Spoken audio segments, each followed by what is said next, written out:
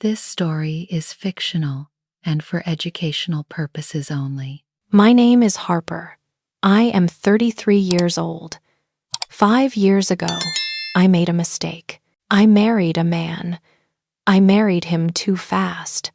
I did not know him well. 5 years ago, I was 28 years old. I worked as a designer. I made pictures. I made designs. I worked from my home. I loved my work. I was very happy. One day, I went to a work event. Many people were there. I met a man. His name was Hudson. He was 35 years old. He was tall. He was handsome. He had a nice smile. He wore nice clothes. Hudson talked to me. He asked about my work. He looked at my designs. He said they were beautiful. He said I was talented. He asked about my dreams. He listened to me. Other people did not listen like that. I felt special. I felt good. We started to date. Hudson took me to nice restaurants. The food was expensive. He bought me flowers. He gave me gifts. He said nice things to me. He said he loved me. He said we would be happy. I believed him. I loved him too. 3 months passed. It was very fast. One night, Hudson asked me to marry him. He gave me a ring. I was so surprised. I was so happy. I said yes, but my friends were worried. They said it is too fast. My sister said the same thing. My mother said I need more time. But I did not listen to them. I thought this was real love. I thought I knew everything. I was wrong. We got married soon. The wedding was small. It was nice. My family came. His family came. Some friends came. I wore a white dress. I felt beautiful. Hudson looked at me with love. I was so happy. I thought my life was perfect now. After the wedding, things changed. Hudson bought a big house. The house was far from the city. It was in the suburbs. The house had 6 rooms. It had a big garden. It was very expensive. Hudson said, I do not need to work now. He said I can stay at home. He said I can take care of the house. He said I can take care of him. I thought about it. I loved my work. But I loved Hudson too. I wanted to make him happy. I said yes. I packed my things. I packed my pens. I packed my papers. I packed my computer. I put everything in a box. I put the box in the storage room. I thought I could take it out later. I thought this was temporary. I was wrong. Hudson decided everything in the house. He picked the wall colors. He bought all the furniture. He chose the curtains. He did not ask me. He did not want my opinion. One day, I said I like blue. I asked if we can paint the bedroom blue. He smiled. He said he knows what is best. He said I should trust him. His words were not mean, but they made me feel small. They made me feel invisible. My life became very simple. I woke up early every morning. The sun was not up yet. Hudson was still in bed. I went to the kitchen. I made coffee for him. I made eggs. I made toast. I put everything on the table. Hudson woke up. He came to the kitchen. He sat down. He ate his breakfast fast. He drank his coffee. He looked at his phone. He did not look at me. He did not talk to me. I said, have a good day. He said, you too. Then he left for work. The door closed. I was alone. The house was big. The house was quiet. It was too quiet. I cleaned the kitchen every day. I washed all the dishes. I cleaned the table. I cleaned the counters. Then I cleaned the living room. I cleaned the bathroom.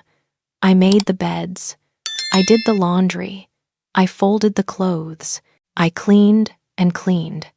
The house was always clean, but it never felt clean enough. There was always more work to do. The house was beautiful.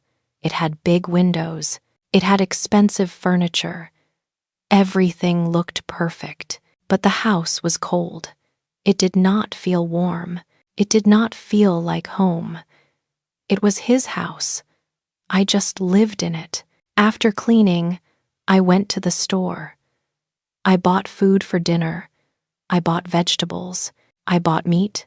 I bought bread. I bought milk. I bought eggs. Then I went home. I put everything away. I looked at the clock. It was only noon. The day was so long.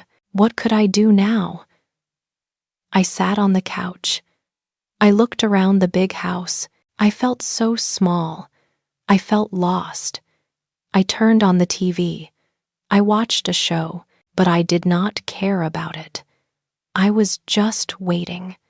I waited for Hudson. I waited for night. I waited for the day to end. In the afternoon, I started cooking dinner.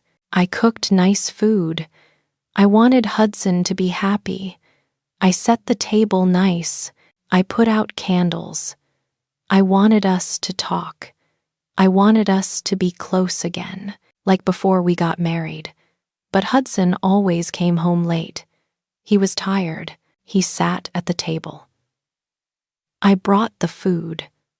I sat down. I looked at him. I asked, "How was your day?" He said, "Busy." He took out his phone.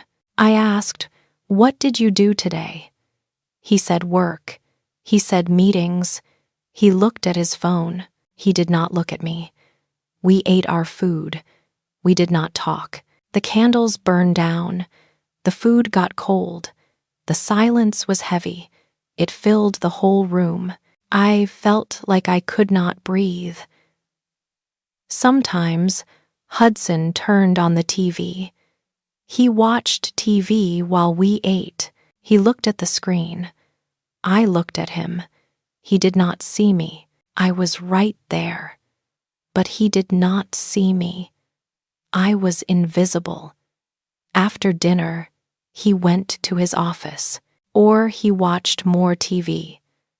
I cleaned the kitchen. I washed the dishes.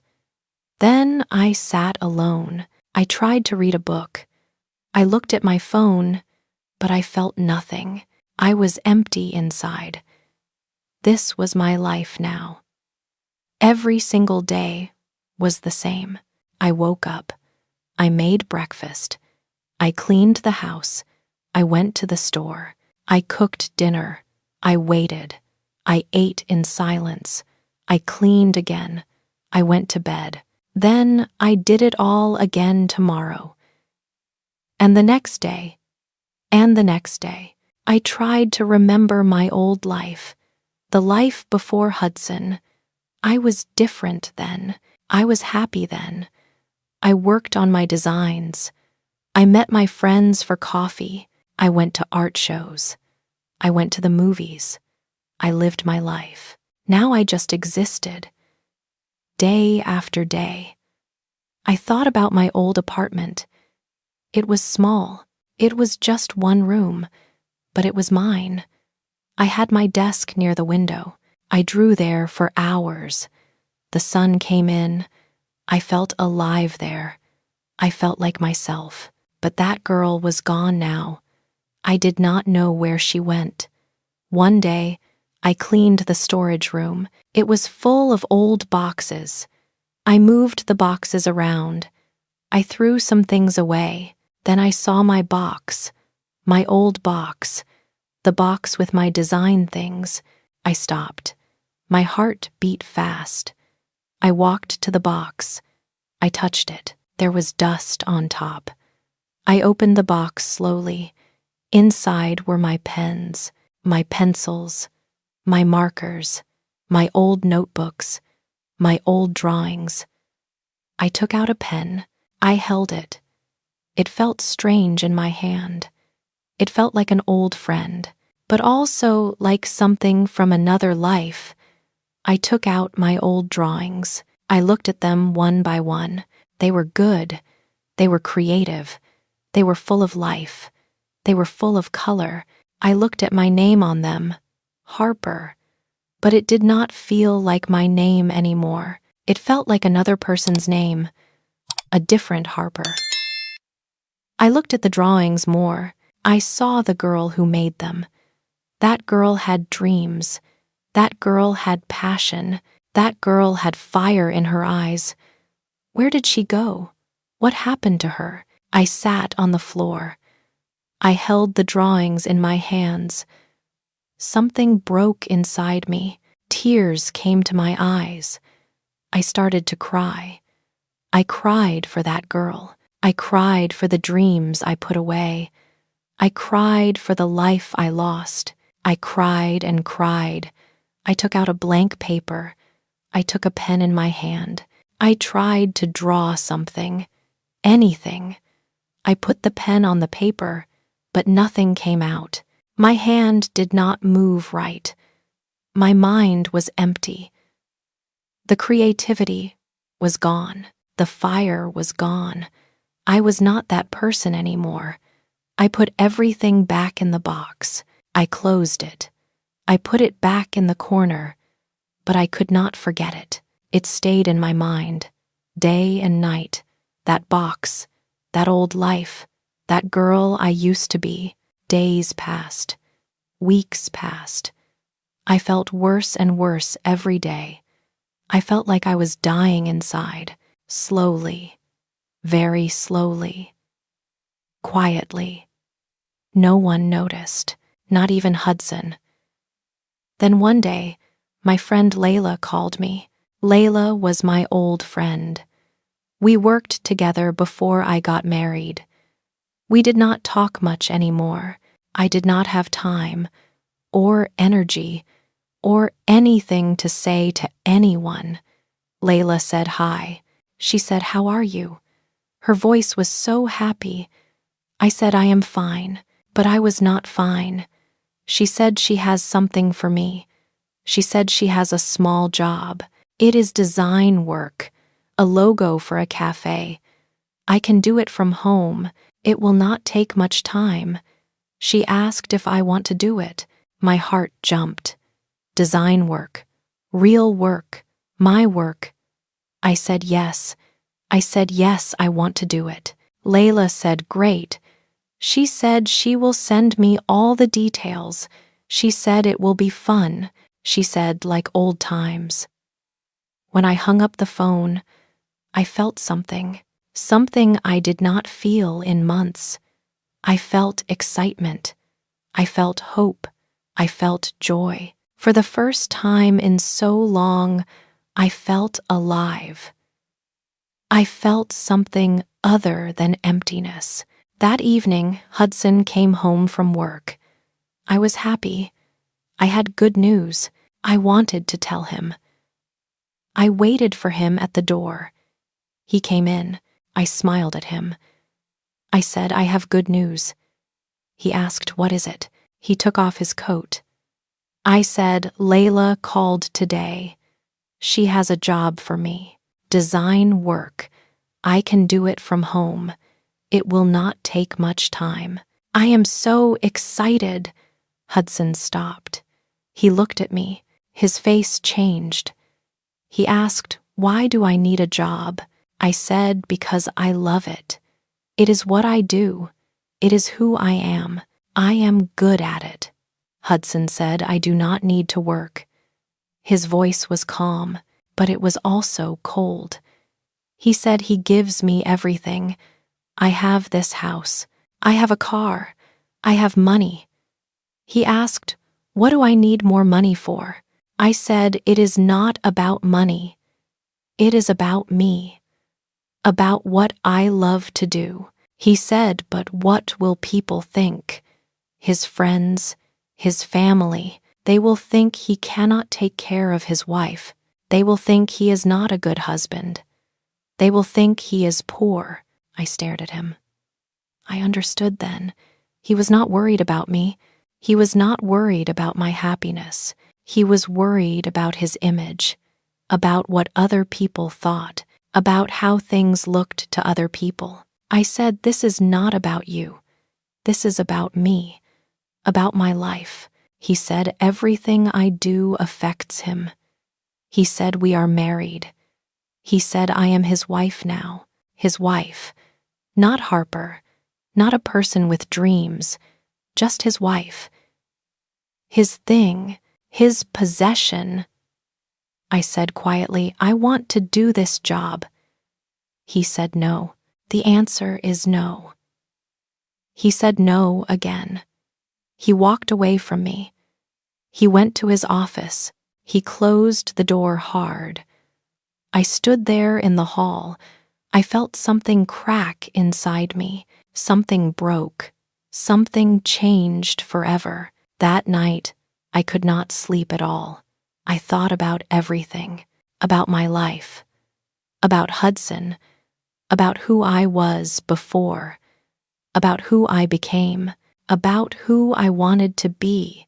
The next day, I tried to talk to Hudson again. I needed him to understand me. I needed him to see me, to really see me. I said, "We need to talk."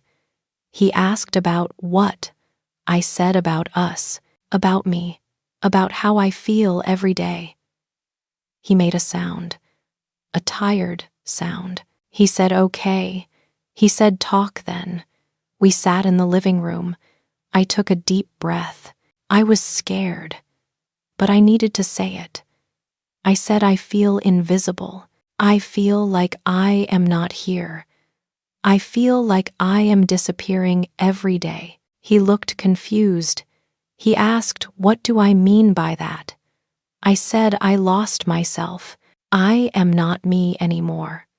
I am just his wife. I clean his house. I cook his food. I wait for him.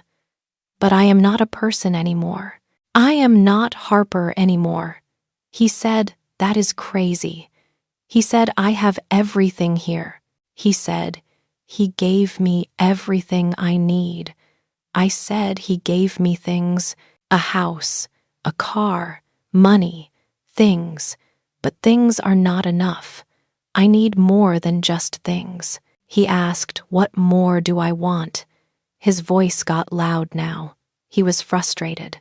He said, "I have a perfect life here. Other women would love to have this life." He asked, "What is wrong with me?" I looked at him. He did not understand. He would never understand. We spoke different languages. His perfect life was my prison. His dream was my nightmare. I said quietly, "Nothing is wrong with me. Everything is wrong with this life, with this marriage." He said, "This is crazy talk." He said, "I am being dramatic." He said, "I am being silly." I did not answer him. There was nothing more to say. He could not hear me. He did not want to hear me. He would never hear me. The silence filled the room. It was so heavy, so loud, louder than any fight, louder than any screaming. In that silence, I knew the truth. I lost myself completely. I was gone. And Hudson did not even notice. He did not even care. I stood up. I walked away from him. I went to the bedroom. I closed the door. I sat on the bed. I cried. I cried for the girl I was before. I cried for the life I wanted. I cried for the marriage that was never real at all.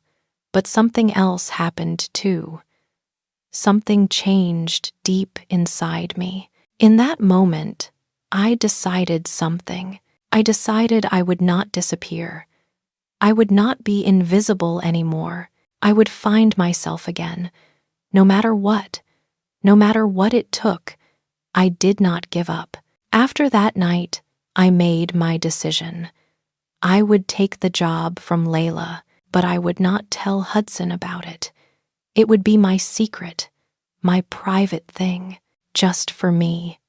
I called Layla the next day. I said yes to the job. She was so happy. She sent me all the details. It was a simple project, a logo for a new cafe. I could do it from home. I could do it any time I wanted. I waited for night to come. Hudson went to bed early that night. He was very tired from work. He fell asleep fast. I waited in the bedroom. I listened to him. I heard him snore. Then I got up very quietly. I went to the storage room. I took out my box. I carried it to the living room. I opened it. I took out my pens and paper. I sat at the table. The house was dark. The house was quiet. Everyone was asleep, but I felt awake. I felt alive for the first time. I looked at the blank paper. I picked up a pen. My hand shook a little bit. Then I started to draw. At first, nothing came out. My hand was stiff. My fingers hurt. My mind was empty, but I kept going. I drew lines. I drew shapes. I drew circles. I drew squares. Slowly, ideas came to my mind. The pen moved across the paper filled with marks. I drew and drew and drew. Hours passed. I did not notice the time. I was lost in my work, lost in my art, lost in myself. When I looked up, it was 3 a.m, but I was not tired at all. I felt energy in my body. I felt joy in my heart. I felt alive again. When I held that pen, I felt my heart beat again. It beat strong and fast. This was a secret. My secret. The first thing that was only mine in 5 long years. I worked every night after that. When Hudson went to sleep, I worked. When Hudson went on business trips, I worked even more. Sometimes all day and all night. I worked on the logo. I tried many different ideas. I changed things. I made it better and better each time. Sometimes I was very tired. My eyes hurt. My back hurt. But I did not care about that. This work made me happy. It filled the big emptiness inside me. It gave me a purpose, a reason to wake up. After 2 weeks, I finished the logo. I sent it to Layla, then I waited. I was so nervous. What if it was bad? What if I forgot how to do this? What if I lost my talent? Layla called me the next day. She said, "This is amazing." Her voice was excited. She said, "The client loves it. They want to use it. They are so happy." I felt happiness fill my whole body. Real happiness. Not fake happiness. Not pretend happiness. Real joy that came from deep inside me. I said thank you. Layla said no thank you. She said I am so talented. She said I always was. She said she will send me the payment today. A few days later, the money came. It was not much money, maybe $200, but it was mine. I earned it with my own work. I did the job. I got paid. It felt like $1 million to me. I did not tell Hudson about the money. I kept it in my own bank account, an old account from before the marriage. I did not use it in years, but it was still there.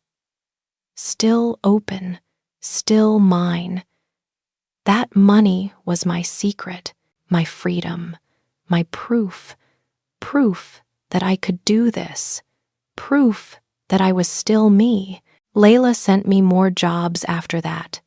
Small projects, easy projects, a business card for a dentist, a flyer for a concert, a poster for a school. I took every single job. I worked at night while Hudson slept. I worked in secret, and slowly, day by day, I felt myself come back, the real me. My confidence grew bigger and bigger. Every project I finished made me stronger. Every happy client made me believe in myself again. I was good at this work. I always was good at it. I just forgot for a while. I started to change in other ways too. I looked at my clothes one day. They were all boring, all gray and brown and black, all safe and plain, all picked by Hudson or approved by Hudson. I went shopping in the city. I bought new clothes. I bought colors, red and blue and yellow. I bought patterns, flowers and stripes, things I liked, not things he liked, things that made me feel like me again. I wore the new clothes around the house. Hudson did not notice the change, or maybe he did not care, but I noticed. I cared. I felt different in them. I felt more like myself, more like the old Harper. I started to talk more too. Before, I was so quiet all the time. I had nothing to say to anyone, but now I had things to say. I talked to Layla on the phone. We talked about work, about designs, about colors and ideas. I talked to my old friends too, friends I lost touch with. They were happy to hear from me again. They said they missed me. I missed them too, so much. I looked in the mirror one morning. I looked at my face. I looked at my eyes. They were different now. They had light in them again. They had fire. The fire was back. I smiled at myself. I was coming back. The real Harper was coming back. But I knew this secret could not last forever. Hudson would find out about my work. He had to find out one day. I was just waiting for when it would happen. It happened on a Tuesday afternoon. Hudson came home early from work. That never happened. I was in the living room. I sat on the couch. I worked on my laptop. I had my emails open, emails with clients. I did not hear him come in the door. He asked, "What are you doing there?" I jumped up. I was so scared. I closed the laptop very fast, but it was too late. He saw the screen. I said nothing. My voice shook. He said, "Let me see that." His voice was hard and cold. I said no. He walked over to me. He took the laptop from my hands. He opened it. He looked at the screen. He read my emails. His face changed. It got red. His eyes got very big. His mouth opened. He asked, "What is this?" I said quietly, "It is my work." He said, "Your work." His voice got very loud now, very angry. He said, "I told you no." He said, "I said you could not work." He said, "No." I said, "I know what you said." He asked, "So you lied to me?" He was shouting now. He said, "I went behind his back." He said, "I deceived him." He said, "I broke his trust." I said, "I did what I needed to do." My voice was calm. He shouted, "I betrayed him." He said, "Our whole marriage." He said, "I broke everything." I said, "I needed this. I needed to be me again. I needed to feel alive again." He shouted, "This is not about me." His face was so red. He said, "This is about us, about our marriage, about respect and trust." He was so angry, so hurt, but I was not afraid of him. Not anymore. I was calm. I was strong. I was ready. I said, "This is about me." It was always about me. My life, my dreams, my work, me. He said no. He said I am his wife. He said I made a promise to him. He said I chose this life with him. I said I chose wrong. The words came out clear and strong. He stared at me. His mouth opened. He could not believe I said that. He could not believe it. He asked, "What did you say?" I said again, I chose wrong. Louder this time. I married him too fast. I gave up too much. I lost myself completely, and I will not do it anymore. Not for one more day. He said, "Fine then." His voice was very cold now, like ice. He said, "Then choose right now.